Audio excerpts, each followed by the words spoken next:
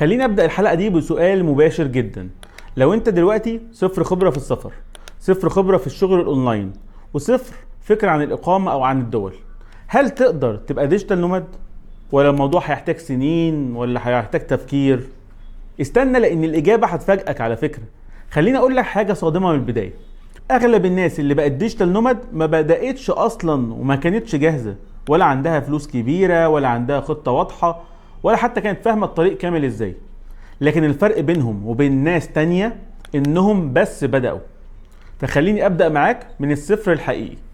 في 5 مراحل اساسية لاي حد عايز يتحول يبقى ديجيتال نوماد. خلينا نتكلم عنهم. اول مرحلة مش السفر ولا الفيزا ولا حتى الشغل، مش كده خالص. اول مرحلة هي الدخل. طيب خليني اوضح لك شوية. لو ما عندكش دخل اونلاين يبقى كل الكلام اللي بعد كده مجرد حلم. دي الخلاصة. مش مهم انت موظف، مش مهم عندك بيزنس صغير، مش مهم بتعمل ايه دلوقتي، المهم سؤال واحد بس: هل دخلك ممكن يجي من اي مكان في العالم؟